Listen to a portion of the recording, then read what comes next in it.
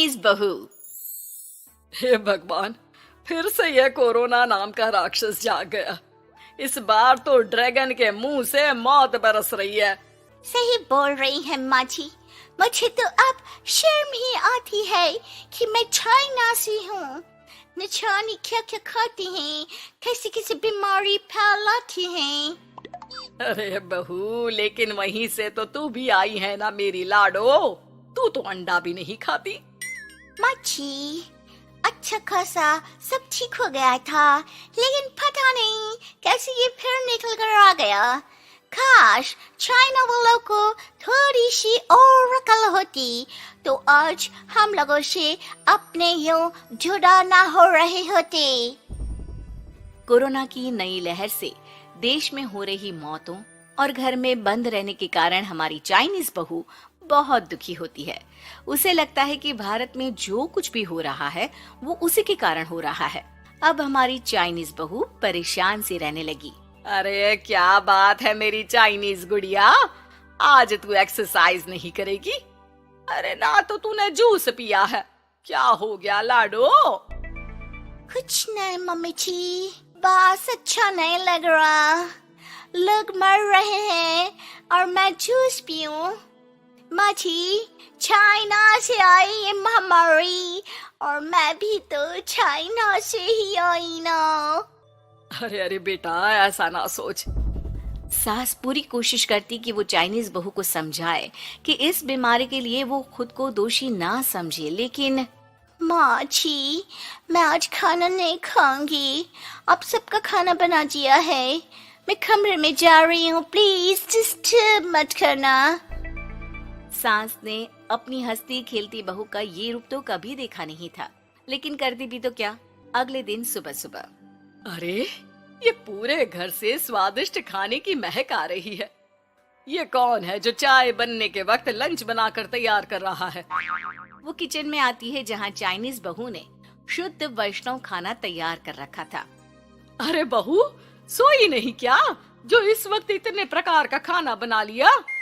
हाँ हाँ माँ जी, क्या करे, जब दिल में बोझ हो तो नींद नहीं आती। तभी तो मैंने सोचा मैं गरीब और जरूरतमंद लोगों को खाना पहुँचा दूंगी। वो ढेर सारा खाना रोज बनाती और गरीब और बेसहारा लोगों में बांटती। क्या कर रही है बहू? कितने दिनों से देख रही हूँ तू अच्छे से सोती भी नहीं है। क्यों कर रही है लाडो? क्या करूं माँ जी, मेरे देश के लोग जीवन की लड़ाई लड़ रहे हैं और मैं सो जाऊं, मुझसे नहीं होता। एक दिन चाइनीज बहू पीपीटी किट पहनकर खड़ी होती है। अरे ये क्या बेटा, खाना देने जा रही है या लड़ाई लड़ने? माँ जी, मैं कुछ दिनों के लिए घर नहीं आऊंगी। मैंने सोचा है कि मैं घर से बाहर रहकर कोरोना के मरीजों की देखभाल करूंगी। ओ प्लीज प्लीज आप मुझे रोकना नहीं।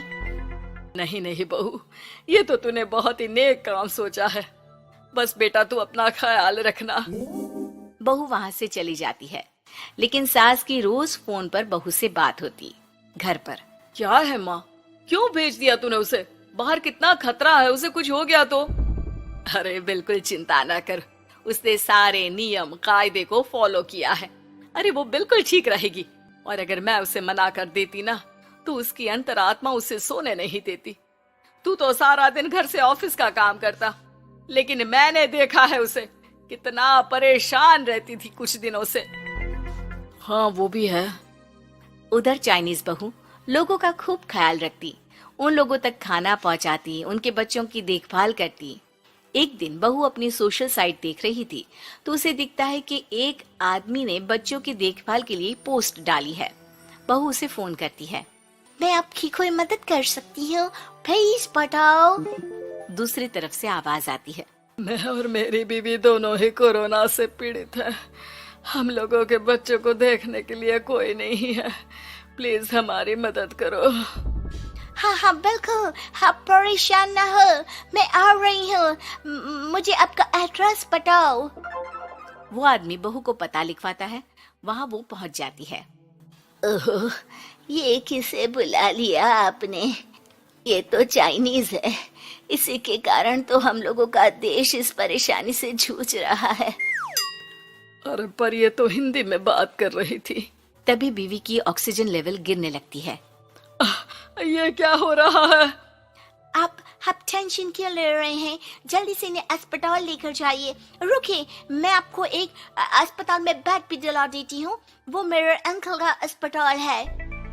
चाइनीज बहू फोन पर बात करके उन लोगों को बेड दिलाती है, जहाँ पति की भी तबीयत खराब हो जाती है और दोनों को बेड दिलाकर बहू घर में बच्चों की पूरी देखभाल करती है। सास का बहू पर फोन आता है। अरे मेरी चाइनीज गुड़िया, कैसी है रे तू? अरे माँ, पीछे की गली में ही हूँ मैं। वो खालिया लोग है ना, उन दोनों हस्बैंड वाइफ को कोरोना हो गया था।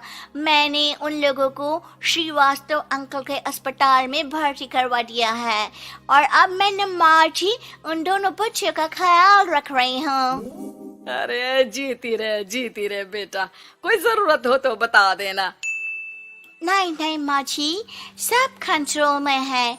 बस इन बच्चों के माँ बाप ठीक होकर घर आ जाए। अच्छा माँ, इन लोगों के घर का फोन बज रहा है, मैं आपको थोड़ी देर बाद कॉल करती हूँ। लैंडलाइन में घर के मालिक का फोन था। हम लोगों की जिंदगी का कोई भरोसा नहीं है। यहाँ इलाज महंगा है और हम लोगों के पास पैसे नहीं है। जितना इलाज हो सकेगा उतना ही होगा। हमारे बाद प्लीज आप हमारे बच्चों को संभाल लेना। नहीं, ऐसे मत बोलिए, मैं अस्पताल वालों से बात करती हूँ। बहू अपनी बैंक से अस्पताल वालों को पैसे दे देती है और फोन पर कहती है, मैंने आप लोगों के अकाउंट में पैसे डाल दिए हैं। इन दोनों का अच्छे से इलाज होना चाहिए। पैसे की जरूरत होगी तो मैं और डाल दूंगी। सारा दिन बहू कोरोना पेशेंट के बच्चों को देखती, रात में ढेर सारा खाना पैक करके जरूरतमंदों में बांटती। सोशल साइट्स के जरिए भी वो लोगों से जुड़कर उनकी मदद करती। फिर एक दिन घर का मालिक और उसकी बीवी ठीक होकर घर आ जाते हैं। आपका बहुत बहुत शुक्रिया, मैं आपकी पाई पाई लौटा दूंगा। भाई नहीं, पैसा दिया था, लेकिन वो जब आप बिल्कुल ठीक हो जाना तो क्षमा कर दे देना, कोई बात नहीं। दोनों पति पत्नी चाइनीज बहू का शुक्रिया अदा करते हैं। आप तो हम लोगों के लिए भगवान की तरह है, आपका बहुत बहुत शुक्रिया। चाइनीज बहू बहुत खुश हो जाती है। वो घर आकर सास को पूरी बात बताती है। देख मेरी चाइनीज गुड़िया, तुझे चाइना का होने पर अफसोस था ना, लेकिन तूने सच्चे दिल से लोगों की सेवा करके ये बता दिया कि बेटी कहीं की भी क्यों ना हो, ससुराल आकर वो ससुराल के रंग में ही रंग जाती है। अब तो तू मेरी भारतीय बहू है। हाँ।